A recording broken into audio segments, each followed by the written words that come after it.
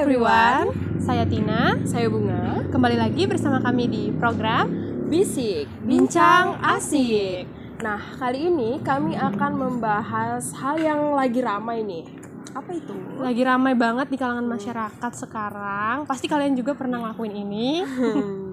Nah, ini tuh namanya Adalah head head speech. speech. Mau tahu apa itu head speech? Tonton sampai akhir ya. Nah, apa sih head speech itu? Head speech atau dalam bahasa Indonesianya adalah ujaran atau ucapan kebencian. Head speech itu adalah tindakan yang dilakukan oleh seorang individu atau seorang kelompok kepada individu lain atau kelompok lain dalam berbagai bentuk seperti penghasutan, provokasi, terus pencemaran nama baik, dan lain-lain. Dalam berbagai aspek juga seperti ras, gender, seksual, kebudayaan, dan lain-lain. Nah, kalau dalam artian hukum sendiri, head speech itu dapat masuk ke dalam golongan tindakan yang berupa tulisan, perilaku itu tuh yang sangat dilarang karena tindakan itu tuh dapat memicu kekerasan dan sikap prasangka, baik itu dari korban maupun dari pelaku. Itu dia tadi pengertian head speech. Nah, Tina, kamu pernah nggak sih dengar artis nih yang pernah jadi korban Kena head speech. kena head speech gitu? Oh, aku sih pernah dengar berita salah satu dari artis yaitu Bertrand Peto, anaknya Ruben Onsu. Dimana Bertrand Peto ini dia kayak ada perempuan muda gitu yang membuat video mengenai head speech untuk si Bertrand Peto, penghinaan gitu. Jadi karena video ini viral di sosial media, akhirnya sampai ke telinga Ruben Onsu. Sebagai ayah dari Bertrand Peto, Ruben Onsu tuh nggak terima dong dia. Iya dong. Jadi dia membawa ke ranah hukum nih bersama kuasa hukumnya. Akhirnya karena sudah dibawa ke ranah hukum, si perempuan muda ini, pelakunya ini, dia jauh-jauh datanglah ke kediamannya si Ruben Onsu. Jadi perempuan ini datang nih ke rumahnya si Ruben. Iya, dia untuk minta maaf gitu. maaf. Tapi karena kan Ruben Onsu emang keluarga yang baik-baik, jadi akhirnya dia menerima gitu permintaan maaf, respon gitu. Yang penting ada itikat baik dari si pelakunya gitu.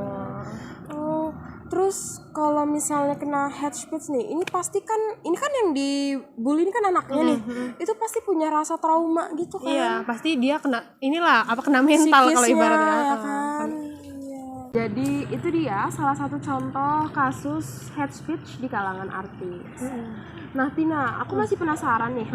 Nah, begitu si pelaku ini datang ke rumah Ruben nih untuk minta maaf, itu sama si Ruben ini langsung dimaafin atau ada proses apa gitu? Sebenarnya karena udah ada itikat baik ya dari pelakunya itu, ya Ruben langsung kayak merespon dengan baik dong. Jadi dia minta maaf, terus dia maafin, tapi kayak dengan perjanjian bahwa nggak bakal ngulangin lagi gitu.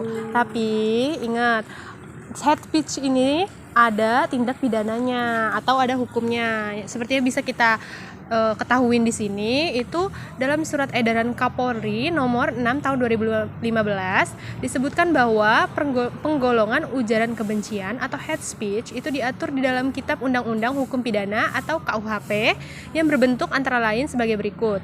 Yang pertama itu ada pasal 156 KUHP yang berbunyi, barang siapa di depan umum menyatakan perasaan permusuhan, kebencian atau merendahkan terhadap satu atau lebih suku bangsa Indonesia dihukum dengan hukuman penjara selama-lamanya 4 tahun dengan hukuman denda setinggi-tingginya Rp450.000. Kemudian yang B ada pasal 157 KUHP yang berbunyi, barang siapa menyiarkan, mempertunjukkan atau menempelkan tulisan atau lukisan di muka umum yang isinya mengandung pertanyaan, perasaan, permusuhan, kebencian atau penghinaan di antara atau terhadap golongan-golongan rakyat Indonesia dengan maksud supaya isinya diketahui atau lebih diketahui oleh umum, diancam dengan pidana paling lama 2 tahun 6 bulan atau pidana paling banyak Rp4.500.000. Nah, jadi gitu teman-teman. Jadi nggak bisa kayak mentang-mentang dimaafin gitu. Langsung. Jadi ya udah bakal dimaafin juga iya, gitu. Tapi jangan benar. Karena head speech juga ada hukumnya, guys. Ada tindakan pidananya. Jadi nggak bisa sembarangan kalian untuk komentarin orang. Jadi agak direm gitu Rem, ya, jarinya, mulutnya. Berkomentar gitu. Komentarlah yang baik-baik aja guys. baik-baik Kalau aja. tidak ada kata-kata yang baik, lebih baik diam. diam. Guys, kalau tadi itu adalah tindak pidana ujaran kebencian menurut KUHP atau dari KUHP.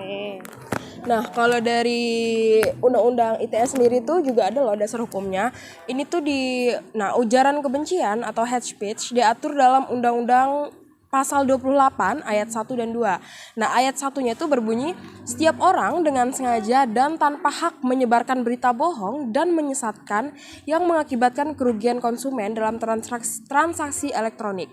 Terus yang keduanya tuh, setiap orang yang dengan sengaja tanpa hak menyebarkan kebencian atau permusuhan individu dan kelompok masyarakat tertentu berdasarkan atas suku, agama, ras, dan antar golong gitu. Terus di pasal 5 ayat 2-nya juga nih, setiap orang yang memenuhi unsur sebagaimana dimaksud dalam pasal 28 ayat 1 dan 2 tadi dipidana dengan pidana penjara paling lama 6 tahun dan denda paling banyak 1 miliar rupiah. Jadi guys, kalian jangan asal hate speech.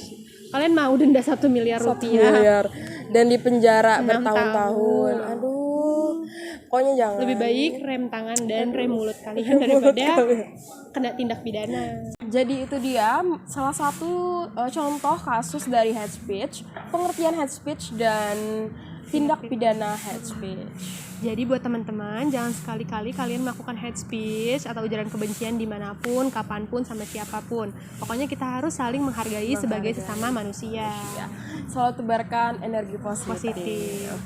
Sekian pembahasan tentang hate speech yang dapat kami sharing nih ke teman-teman. Dan Sampai jumpa. sampai jumpa.